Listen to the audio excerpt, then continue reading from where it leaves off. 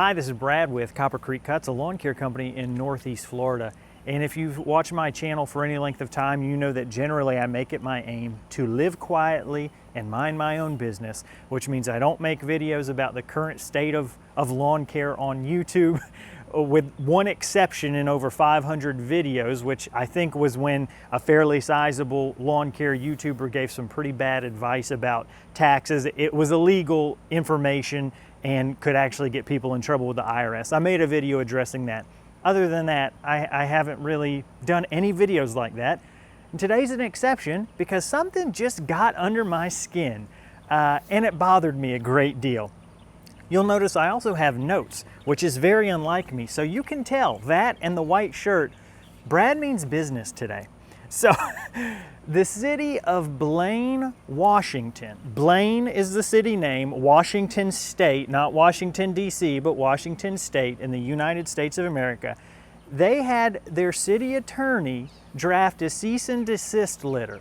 A cease and desist letter. Maybe I shouldn't have drank before I filmed this. That's a joke, by the way. What horrible crime could have been committed to warrant legal action in the lawn care area? Well, a YouTuber who's based there took it upon himself to clean up some city property.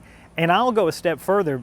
Not did he just clean it up, but he beautified it. Here's what it looked like before, after his first visit, and after his second visit. So who is this vigilante that's terrorizing the city of Blaine community with his lawn care antics? So his name is Mike Andes. He has a lawn care company named Augusta Lawn Care. It's actually a franchise model. He's got over 40 locations. So he's fairly successful. He's not just somebody like me who's mowing a few days a week and throwing stuff up on YouTube. He knows what he's doing. He also, on his channel, talks a lot about business topics. I would say primarily for someone who's looking to build their business bigger than one or two guys, somebody who wants a larger company.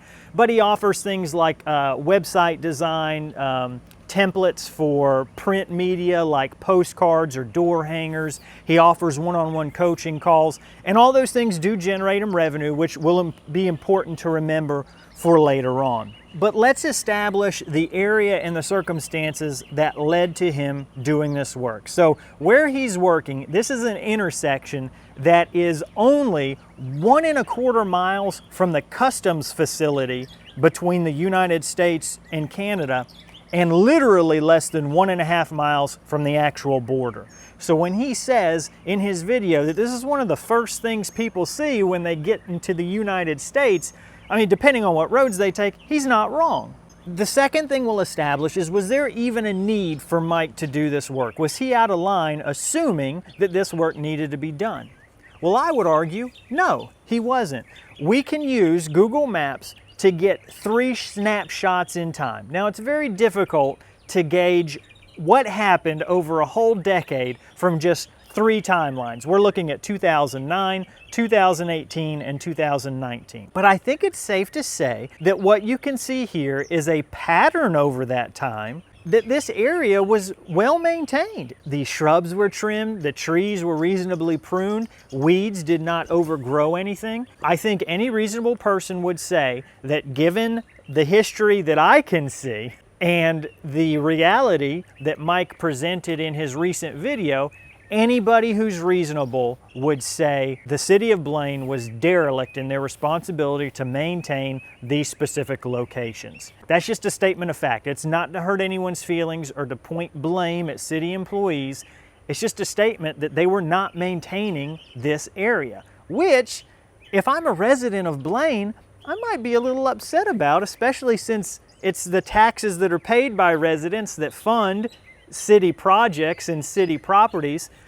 So I don't think Mike was out of line in saying this area needs to be taken care of. So now we've established the need, which again, any reasonable person should say there was a need. We're going to take a look at Mike's first video, the city's first response, Mike's second video, the city's second response. His first video was released June 18th of this year, 2021.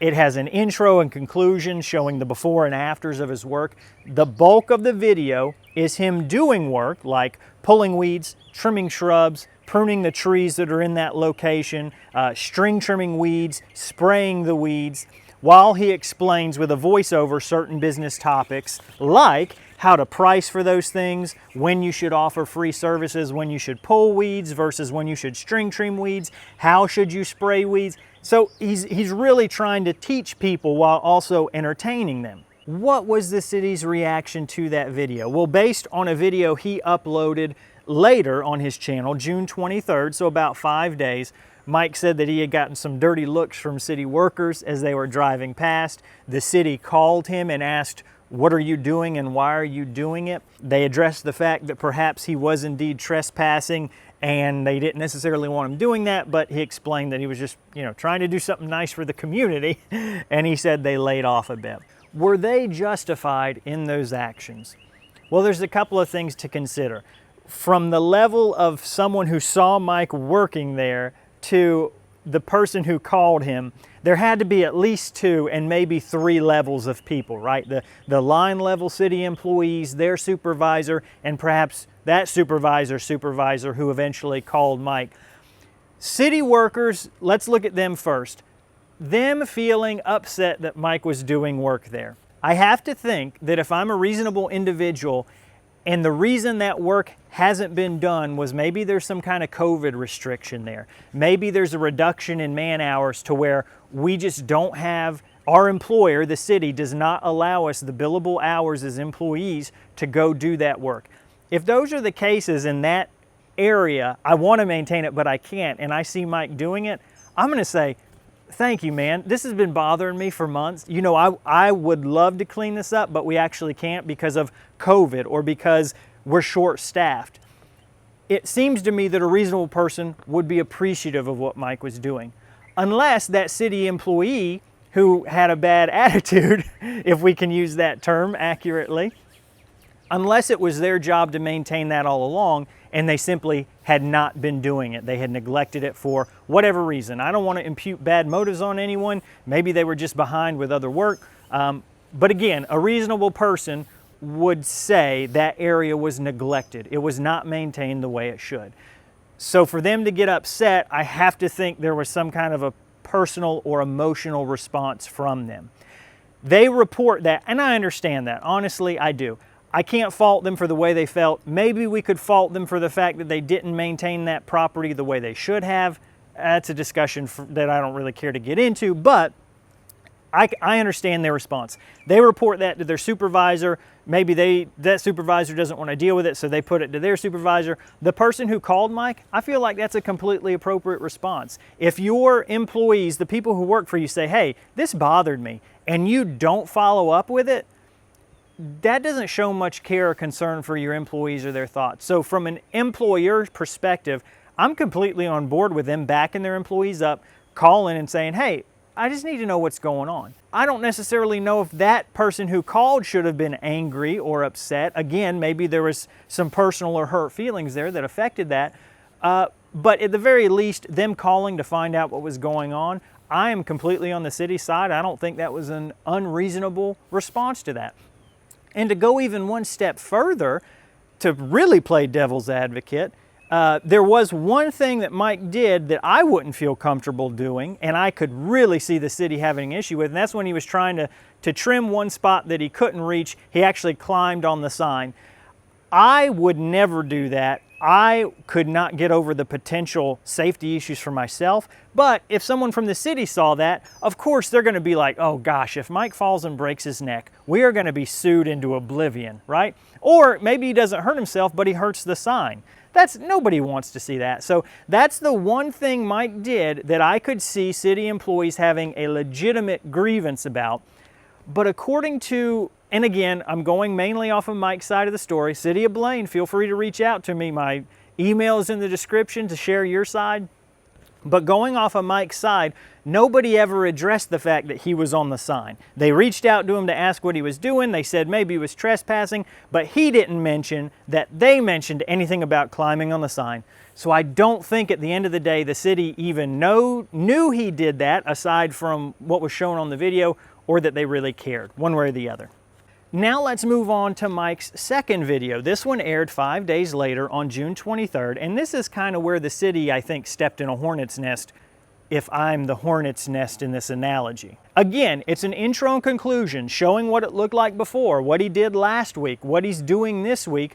And again, the bulk of the video is him doing this work, applying mulch, string trimming more weeds, pulling more weeds, spraying more weeds, while he's doing voiceover on why you should offer mulch services, how to charge for mulch services, how to sell mulch services, things like this. Again, trying to entertain and inform the audience at the same time. One of the more interesting bits of information that Mike gives at the end of this is that he estimates this job would have been between $600 to $700 if he charged for it for the city, which that's not insignificant to donate that amount of time and labor and resources. What was the city's response to this?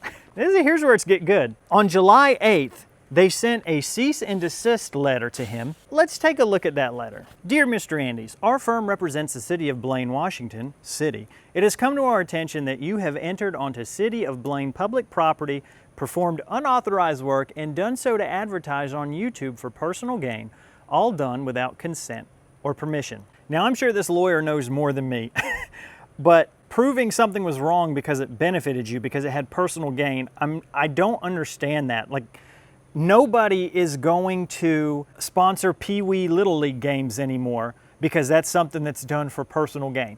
Maybe there's some kind of thing that, because technically it was trespassing, which technically is illegal, and you're using an illegal activity to profit. I don't know if somewhere in the Washington Code of Justice or the Articles of Constitution that makes it a worse crime, but that one that doesn't carry a lot of water with me. But again, I'm not a lawyer, so it doesn't have to carry water with me. These are all my opinions. Additionally, you apparently applied pesticides or herbicides, a regulated activity, and the city cannot verify whether they are allowed under applicable regulations. I understand what they're going for here, but ultimately it's not really the city's responsibility to determine if pesticides were applied illegally. That is Washington Department of Agriculture, WSDA, Washington State Department of Agriculture. Where I live, it's FDACS, Florida Department of Agricultural and Consumer Services. Those are the people who care about whether or not you apply pesticides and you shouldn't. Those are the people who have the enforcement and carry out those kind of laws about whether or not you should or shouldn't. So the city doesn't have to determine anything. That's not their jurisdiction. Secondly, in a comment, Mike implied that this was water and vinegar. When we look at the video, we do see a blue tint to it, but honestly, that could just be marking dye. Most dyes that show you where you spray things are blue. It could also be a surfactant. Maybe you dumped a lot of Dawn dish soap or some other blue surfactant, something that causes liquid to stick to the plants. That's what a surfactant does. And as I sit here editing, wouldn't you know that I missed that in the second video, he actually has an on-screen blurb specifying this is an all-natural vinegar-based weed killer. If that's the case, which again, it is the case because he just said it was, according to Washington Administrative Code 16-228-1231, Mike's mixture of water and vinegar does not fall under the classification of a state restricted use pesticide for use by certified applicators only. What does that mean? If it's water and vinegar, they can go kick rocks or pound sand, whatever you want to tell them to do, because it's not something that he would need a license for, at least according to my interpretation of WAC 16-228-1231. Neither you nor any of your employees applied for a permit or were granted permission to perform landscaping work or apply chemicals of any kind to the public property shown in the YouTube video you posted on June 23rd, 2021. This is the crux of the matter. There's a thing known as the spirit of the law and a thing known as the letter of the law. What we have is a group of city employees who are so focused on the letter of the law that they ran this up their chain and then sent this to their attorneys, who all of them are probably going to be focused on the letter of the law as well. And nobody stopped to say, does this make sense? Is what we're doing applying reasonableness and common sense to these laws? I can, to an extent, understand why somebody says if that's the law, that's the way it's got to be. Because granting exceptions can be a slippery slope. But in this instance, I don't think any reasonable person with common sense and goodwill would say that what Mike did was a criminal activity. And for all these city employees and all the city's attorneys and paralegals, and nobody said, what are we doing? The city of Blaine hereby demands that you and your business cease and desist in bold from landscaping, clearing, spraying, or performing any work on city property. The city also demands that you immediately remove any and all videos and or photos demonstrating or promoting the unauthorized and illegal activity. Cease and desist, Mike, from beautifying our city. How dare you, sir? You want to plant some flowers at the local park? Not in our town. You want to clear that tree that's across the road from the last storm? Get your hands off your chainsaw. You aren't doing it. And they want them to take down those videos that promote unauthorized and illegal activity. Again, letter of the law versus spirit of the law. I cannot imagine these folks are applying common sense and reasonableness in their interpretation of this. In the event you fail to cease and desist as demanded, the city will be compelled to pursue appropriate legal action against you, to which I'm getting my popcorn ready because, from my understanding, Mike has no plans to take these videos down. I am wholeheartedly not on the city's side anymore. There's several reasons, one of which is the amount of people that we talked about who said, this is definitely something that is wrong and we need to pursue legal action for. I can't place 100% of the blame on the lawyers, and do you know why? Because they have a contract with the city stating they get $275 per hour of work. Mike's videos are 12 minutes and 16 minutes, which means it takes about 30 minutes to watch both of them once. I guarantee you that at least 2 billable hours at $275 an hour were put into this whole cease and desist letter. If you add in a paralegal helping at that during that time frame for $150, you know what we've got? We have a situation where the city has incurred more cost in sending a cease and desist letter for someone who is trying to do something nice for their community than if they would have just hired Mike outright to do it themselves. That is insanity. It's insanity to me. And if you think that you've never seen me this fired up before, I don't think I've ever seen me this fired up before, because just the amount of people who have to say, no, this makes sense. Let's go ahead and send a cease and desist letter for this. Let's tie up $1,000 in legal costs for somebody who donated $700 worth of materials and times.